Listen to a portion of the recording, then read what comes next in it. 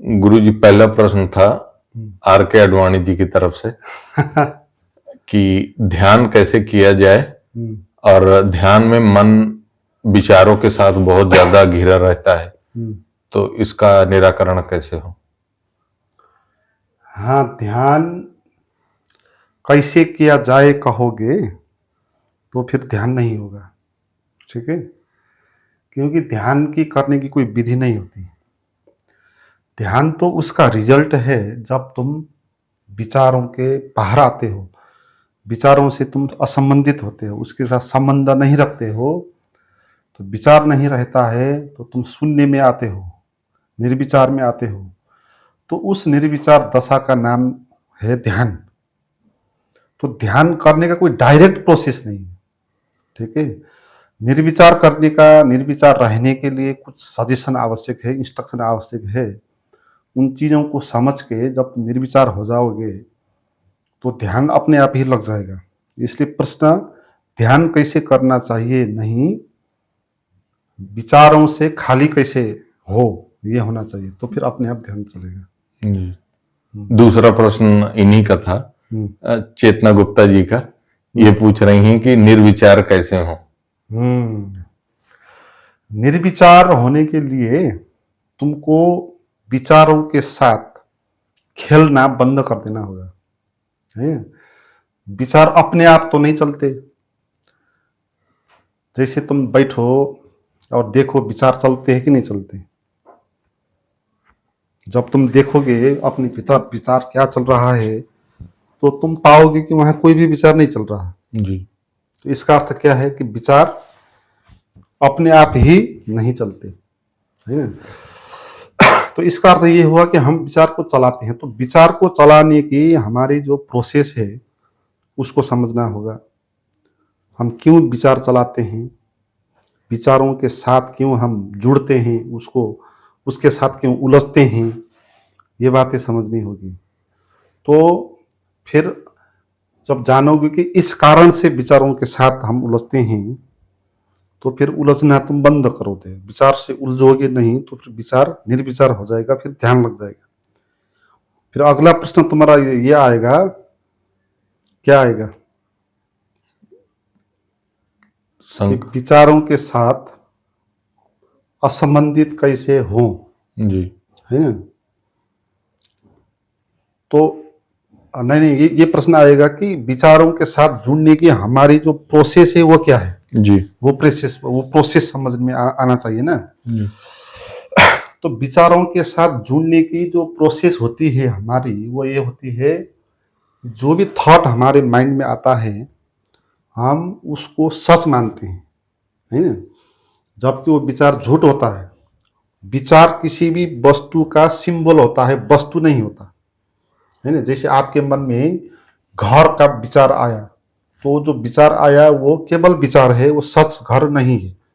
सच घर तो बाहर है, मगर तुम्हारे मन में जो घर आया, तुमको लगता है कि ये सच घर आ गया, इसलिए तुम उस घर के बारे में आप चिंतित थिंकिंग करने लग जाते हो, है ना।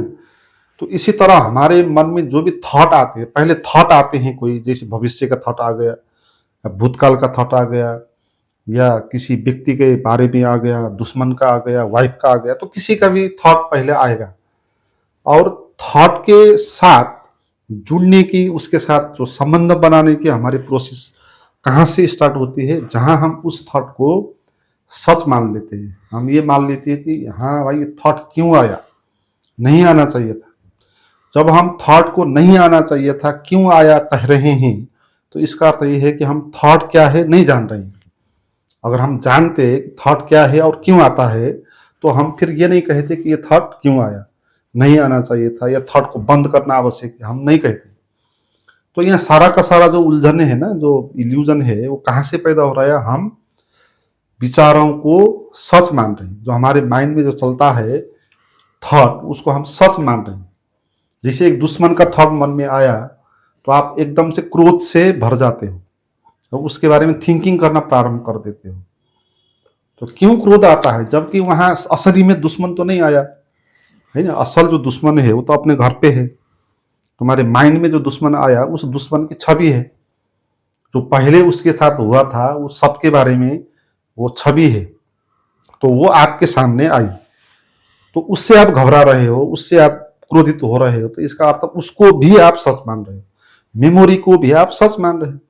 अगर आप जानते कि ये तो मेमोरी है, ये सच दुश्मन नहीं है, तो फिर उस मेमोरी को आने के कारण तुम पीड़ित नहीं होते, क्रोधित नहीं होते, और फिर उसके बारे में कहानियां नहीं बनाते, उस थॉट के थिंकिंग में नहीं चले जाते हैं, है ना। तो ये सारा का प्रोसेस कहाँ से शुरू हो रहा है, हम सच मान रहे हैं, मगर जो थॉट है उसको समझना चाहिए, वो थॉट सिंबल है, सच नहीं है। सच चीज के बारे में उसको संकेत करने के लिए बनाया हुआ लैंग्वेज का सिस्टम है, वर्ड है थॉट। और वो थॉट कहाँ होते हैं, हमारे मन के अचेतन लेवल में होते हैं, वहां से वो पैदा होते हैं, वो हमारे भीतर ही। हमने जो लैंग्वेज सीखा है, जो भी एक्सपीरियंस हमको जीवन में हुआ है, वो सब का जो भी मेमोरी है वो हमारे अनकॉन्शियस माइंड में है ना। तो वहां से ये चीजें चलती है, बाहर से आके नहीं चलती, हमारे भीतर से ये चीजें चलती है। और चलती क्यों है, क्योंकि ये हमारे भीतर है, डाउनलोड होके रही है ना, तो चलेगी ही, चलना भी चाहिए, वो नहीं चलेगी तो कैसे काम होगा। तो थॉट का चलना गलत नहीं है, थॉट झूठ है इसका अर्थ ये थॉट नहीं चलना चाहिए ये भी नहीं है ना। थॉट झूठ है जब हम कहते हैं तो इसका अर्थ ये नहीं होगा, जैसे मैंने आपको कहा था पहले भी जी कि ये कोई गलत बात है, जैसे कि पाप है, नहीं होना चाहिए थी, इसको निकाल लो थॉट को, तो ऐसा नहीं है। थॉट झूठे का अर्थ थॉट अनावश्यक है ऐसा भी नहीं, थॉट आवश्यक है, मगर झूठे का अर्थ क्या है कि थॉट थॉट है, वस्तु वस्तु है, थॉट थॉट है, वस्तु थॉट नहीं हो सकता।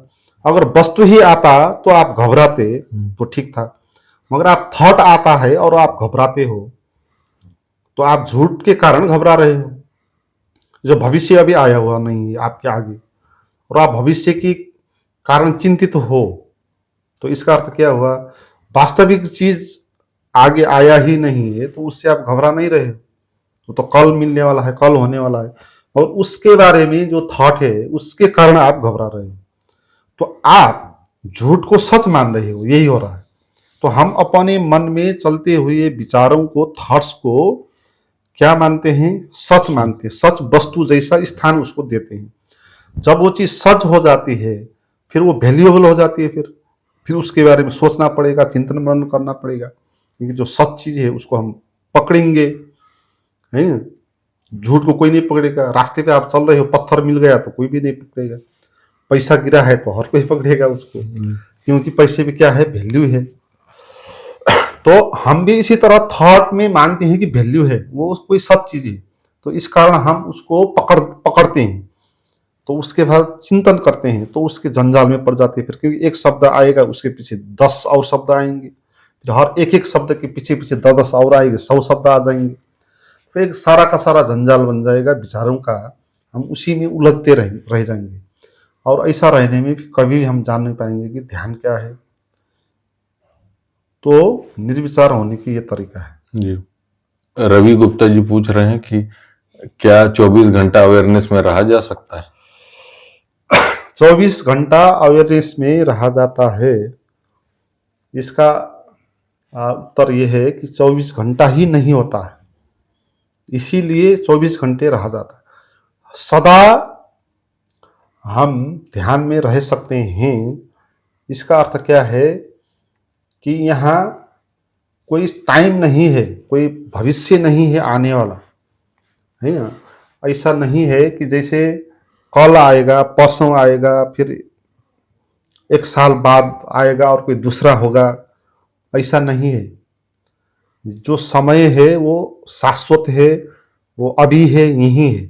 जो अभी और यही है ये सदा रहता है, भविष्य में भी यही आगे होगा आपका, दूसरा कहीं से आके भविष्य में अभी और यही पैदा होने वाला नहीं है, यही वहां भी होगा, यही कल भी था, जो अभी और यही है वो कल समाप्त होकर फिर पैदा होकर अभी हमारे सामने वो अभी और यही आया नहीं है। तो यही जो अभी और यही का क्षण है, ये न कहीं जाता न कहीं आता। ये इसका न कोई 24 घंटा होता है, न एक दिन होता है, न भूत होता है, न भविष्य होता है। यही होता है, ये सच होता है। जब आप निर्विचार होते हो, विचारों से खाली हो जाते हो, तो फिर आपका संबंध इसके साथ हो जाता है, और इसके साथ संबंध हो जाता है तो फिर ये तो सदा रहने वाला है, कहीं भी जाने वाला नहीं है। तो इस कारण हम सदा ध्यान में रह सकते हैं, ध्यान के साथ एक होकर जी सकते हैं। जी। राजीव रंजन जी पूछ रहे हैं कि पाप और पुण्य में क्या अंतर है, अगर हम लोग कर्म के हिसाब से देखें तो इसका सिद्धांत क्या है?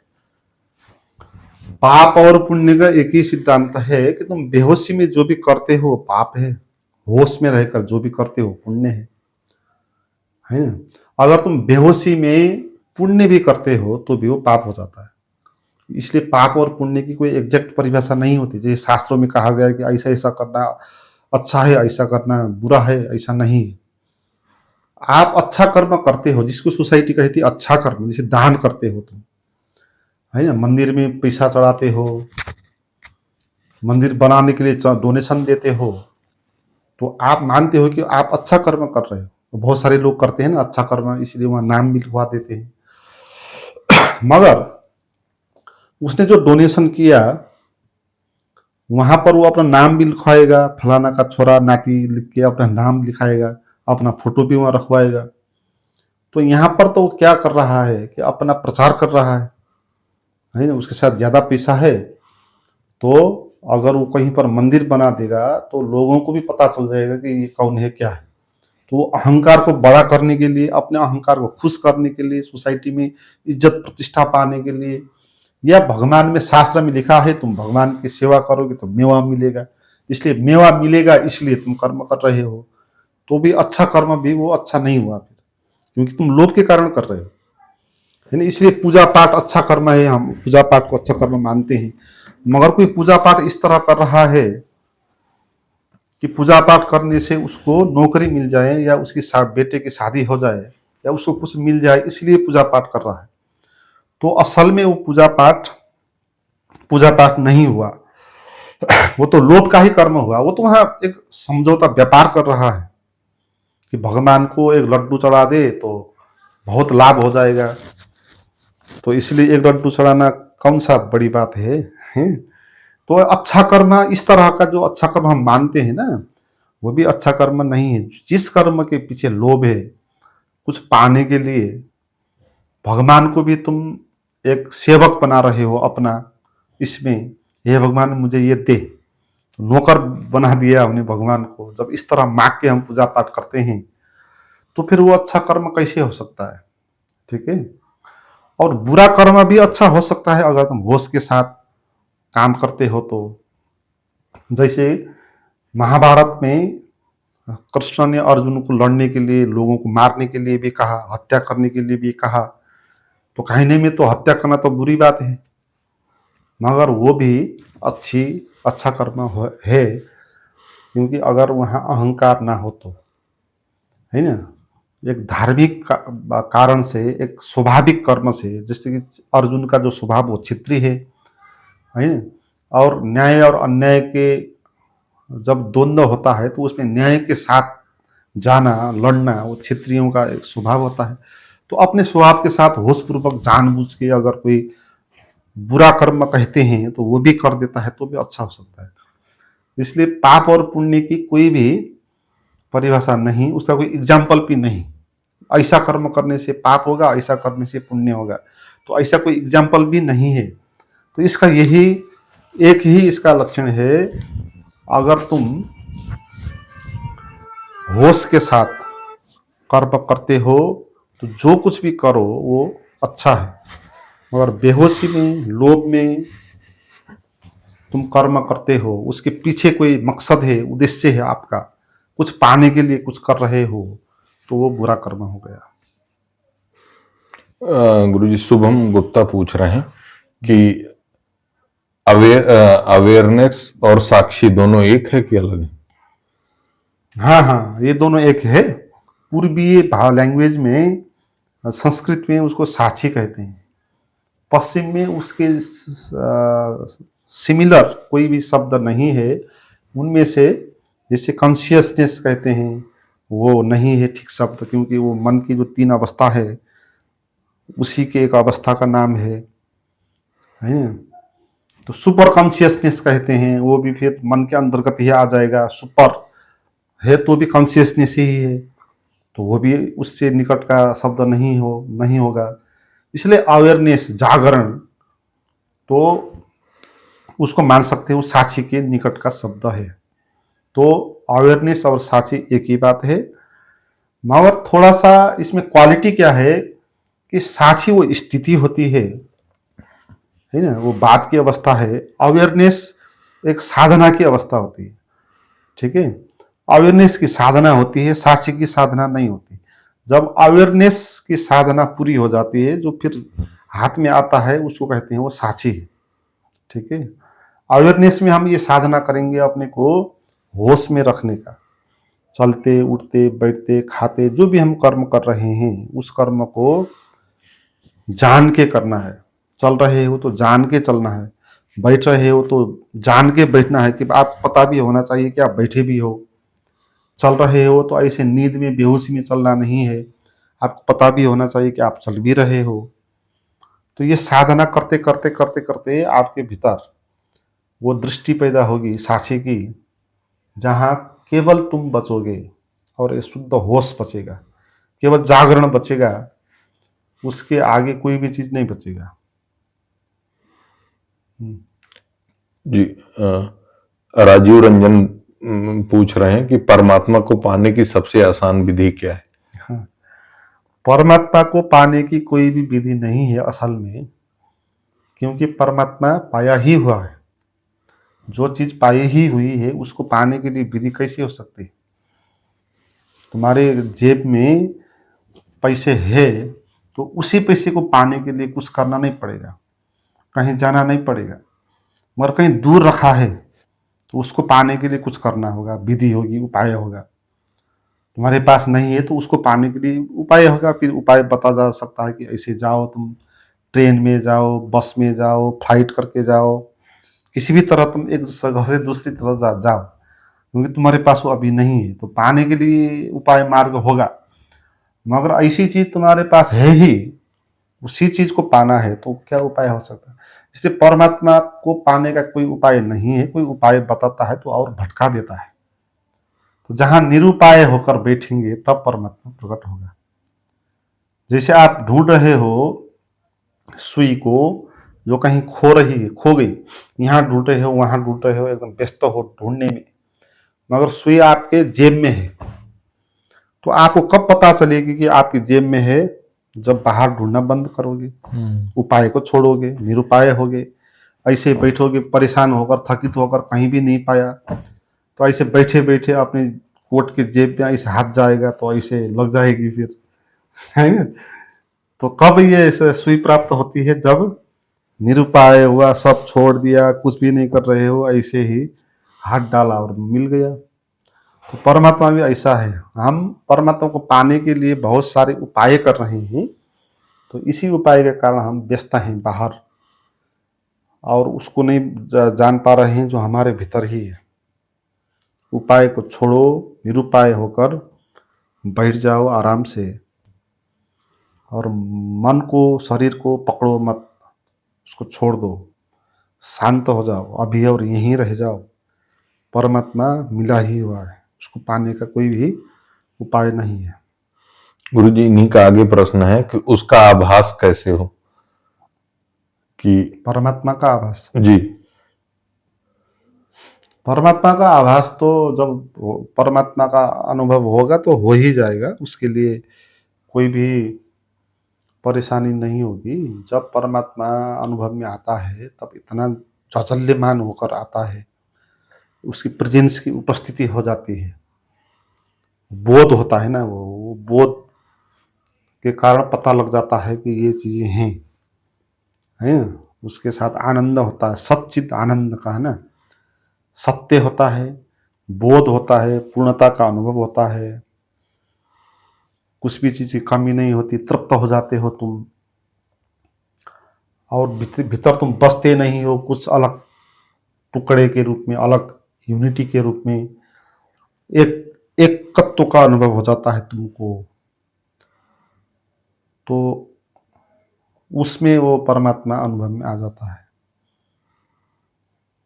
गुरुजी अंकुर त्रिपाठी पूछ रहे हैं कि क्या कोई चित्रगुप्त होते हैं जो हमारे कर्मों का लेखा जोखा करते हैं, जो हमारे पुराणों शास्त्रों में दिया हुआ है कि ये कर्म करने से ये होगा, वो कर्म करने से वो होगा, जो तरह तरह के नरकों का वर्णन है, क्या ये होता है या मात्र लेखनी? देखो, ये सारा का सारा संसार क्या है, ये विश्वासों का जंजाल है। संसार का अर्थ ऐसा नहीं होता है कि जैसे एक कहीं है। संसार जितने आदमी हैं उतने संसार है, ठीक है। जब हम इस तरह कहते हैं ना कि मरने के बाद क्या होता है, या कहीं ग्रह होते हैं, या क्या यमराज होते हैं, चित्रगुप्त होते हैं कहीं, तो इसमें हम ये मान रहे हैं कि एक ही होता है। सभी लोग मरने के बाद एक ही जगह पर जाएंगे, एक ही कॉमन, सभी का साझा एक ही नरक या स्वर्ग होगा, इस तरह हम सोचते हैं। ऐसा नहीं है। यहाँ जितने लोग हैं उतने स्वर्ग है, उतने नरक है, क्योंकि संसार कहीं एक होता नहीं है, सबका कॉमन नहीं होता, सबका अलग अलग होता है। क्योंकि संसार बाहर तो कहीं नहीं होता ना, संसार तो हमारे भीतर से निकलता है। हमारे मन में जो भी धारणाएं हैं, परसेप्शंस हैं, उस आधार पर, उसके आधार पर ये क्रिएट होता है एक संसार। और वो संसार हमारा अपना निजी होता है, दूसरे का अपना निजी होता है, तीसरे का अपना निजी होता है, ठीक है। तो फिर कोई आदमी मर गया, जैसे कि उसने पाप किया है, तो उसको क्या मिलेगा? तो इसमें कहीं बाहर कॉमन एक तो है नहीं, कॉमन एक चित्रगुप्त या यमराज तो है नहीं, सबको सजा देने वाला है। कहीं एक ऐसा नरक तो है ही नहीं ना, सबका अपने अपने हैं। तो इसका अर्थ क्या हो गया, उसी के भीतर का यमराज होगा, है ना, उसी आदमी के भीतर का यमराज होगा। हमारे भीतर संसार, हम भगवान को मानते हैं तो भगवान बाहर है बोलते हैं, मगर आखिर आया तो हमारे ही भीतर से ना वो।